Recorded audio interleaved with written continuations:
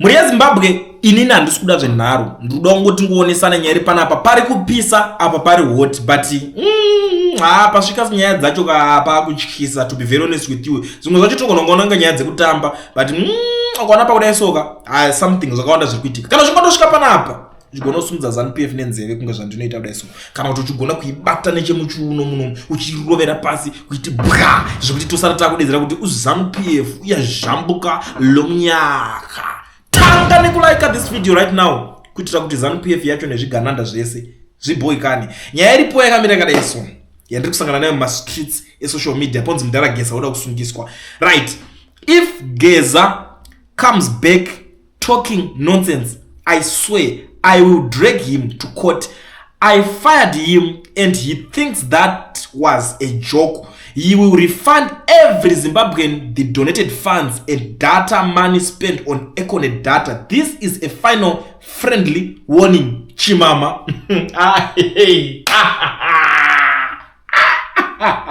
Aidzandinyanyodzipindira, but inini ndangowa nyaya kuti ndikuonesei munozondiudza kuti munenge muchitiwo kudi because nyaya yaka ndodzatawira panapa handiwo noda nyaya, saka ndakukuudza nyaya bani dziri kuitika. Ndozvo zviri mumastreets. Chimama afunga kungoendesa Geza kukoti, hanzi Geza akangoya achingotaura zvakaita because Geza hanzi Geza ndakamufaya. I still remember, I think mimi ndakakuigirai ndikini yacho pachitotaunza mudhara Geza makura chimboendai munozorodza worksuit yanzi chibvisai camouflage yemasoja muende kunozorora pasite. Saka nyaya iyoyo kubva payakataurika iko zvinezvi manje patava apa yakudzokerwa nenonzi paper 2 yekunzi mudhara Geza ndakuda kumuendesa kukoti, kuda kuti mudhara Geza vakuda kusungiswa naChimama. Ndo nyaya irimo mumastreets esocial media izveso. I understand kuti vanhu vakawanda havasi kuitora izi nyaya iyoyi. To be very honest with you, pari kupopotwa, pari kutukanwa, pari kuita sei vanhu havadi kunzwa nyaya yaGeza. Mudhara Geza kunonzi atadzirwa, apikiswa, aita sei. Ndo zvenzwisisa. And inini unditori kuside kwechi because pane nyaya yaGeza inini personally andisupport Geza, but ndo supporta zvinhu zvinoitwa nani naGeza. Ndo supporta idea yake yaanoya achiita yakuti Emerson ngapike mabhegi chichizvazvo ndo zvandinongosapota. Ndinongoda action yeye yanenge inenge ichitase ichitaurwa. Even zvazvo action isiri kuzooneka kuzo physically pamwe ichiri mumweya, I don't understand, but asizvo zvokuti tingaswera tichiroverana nyaya iyoyo ka ndinyaya iri. So mumwe ari kubuda pana pari kuti please leave Geza alone, at least he's trying the best he can and he feels the pain the masses are going through, and no one is forced to watch Geza, meaning with the same data you can use it to watch Tagre campaigning or anything else that suits you. Ndo mashoko abva apindurwa nemumwe muZimbabwe nakutaura kuti aiwa zvekuti mudhara Geza data riri kuzokudhurira iwe chenda unoona Tagre agara aita se uona achikampena wobva wafara ikoko nedata rako. Ndo zvinhu zvekutaurwa yonza ikona kuudza vanhu nyaya dzekuti nyaya dzedata dzicharovesa vanhu. Panapo kune umwe wemboya kudhara akati data but amablock atikati musati uone futi endai data toenderera andingozviona. But izvi tikuona kuti nyaya yacho ka yakutodzoswa futi kunzi hanzi mudhara Geza padata chichiri rakashandiswa vanhu. Pakashata. maZimbabweans vanotsamwa kufuta chaiko nehasha kuti ngezibharuma nehasha nekufuta. So Chimama kubva adzoka, and one thing chandinoda about Chimama munokuti energy inenge iripo, anenge achitaura mafacts kuti ukada mudai so anobva adzoka kuti aiwa but iwo zvawataura futi ndatozvinzwa but chakadai. Saka respond iri kubva yapindura zvanzi futseke wena you are sleeping people's money. Futseke wena you are stealing people's money using that Madala's name, pretending and lying to Zimbabweans that something is happening. I think nyaya iyi inoitika kwakawanda. Ndikuona vapana vakawanda vechidiki vari kuzviita revolution. Iwe shamari revolution yotaura ndeipi? Which revolution are you talking about? Revolution yacho muri kuzoitei nazvazvo nezverevolution? I still remember inini ndogara ndiri mumastreets and andingotaura zvekunyeba. I always tell you guys, andingozvisimbisa ndiri mustudio ndogona ngobudikira pane any position makavavarerwa, even neteam rimwe rakawanda randinoshanda naro vanenge vachitipa masources. I remember someone achindiudza kuti ningirikini weya munenge muchiswera muchiudzwa ndachikuitira inoizi azikanwa muZimbabwe macho. Ndikati muri kuti chikweme revolution yacho saka iri kuitwa kupi? But I'm not here kuti ndiswere ndichitanga ndiri kutora side kana ndite sei. Nyaya iyo yakanetsa zvisingaiti, vanhu vari kuba mari nezidhara Geza. Something is about to happen. Miremoni mudhara Geza achingobudikira something wanga achingodididi. Nyaya iyo yakataurwa kakawanda.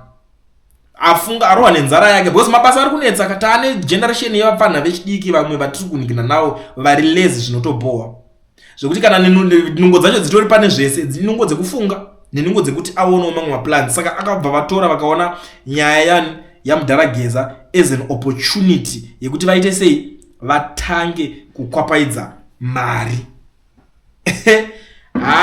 Ini nangu amen pari kupisa but panapa ndikusaka nemumwe futi ari kubuda ari kuti zvoni munodzisvikira here idzi tanhai dzamunosvikira dziri kuresiyai kunonyudza ndokwatinotambira watch and learn. That's chimama ndo respond yabva aita sei angotaura unowaza nyaya yaGeza it's too emotional. Isi nyaya yekuti vanhu munoda kuswera muchinhingirikinaka muswera muchida kuipindira but panapa vaita one of my biggest follower apindura chimama ipapapa and I am going to read this comment ndibona kuti ari kuti chi I know wherever he is achafara ikoko achinoti kule ndapfura nemastreets vandondingirina. Alright, ari kuti Geza chibaba icho zvigananda nematsotsi ose vatambura that decorated freedom fighter. Chandinodira Geza chimama it's one thing anoita yatinoti hit the nail on the head.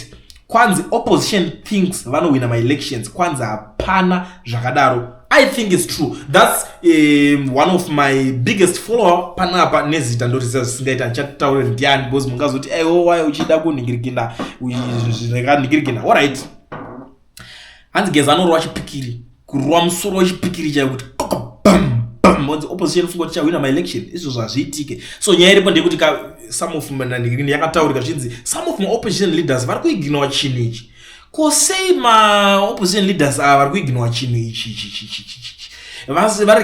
varegedza kutarisira kuda kuzowina nyika nesarudzo nekuti sarudzo hadzisi kuningirikina ndo zvinhu zviri kuzotaurwa panapa neningirikina zvinhu saka ndosaka ndoda kuningirikina. Right, chimama ari kuda kuti well I know you are team Geza anobohwa mudhara wenyu ndo responde ndaingotaurwa nachimama unozoti nyaya iri too sensitive kapari kupisa apo unozoti unotoona vanhu vakabatana makola ini nditoona vamwe vanhu ndikutoziva vatorovana chaizvo manje nenyaya yaGeza iyoyi. Right, umwe ari kubuda pana pari kuti newo ukwane it's easy to lose credibility these days cause as Zimbabweans we do not tolerate this anymore. Geza is finished and that name must be forgotten in every day possible. It's only ZANU-PF uses force to have people, otherwise tiri kuzvitonga tega. Ndo mashoko ari kubuda ari kutaurwa nemumwe munhu vamwe vari kutaka kudairira nazvo vamwe vari kuningirira but chandangadzidza ndechekuti pese panotaurwa nyaya pasinawo mumwe munhu anenge achidefenda ndinobva ndangonanga hangu mucomment section macho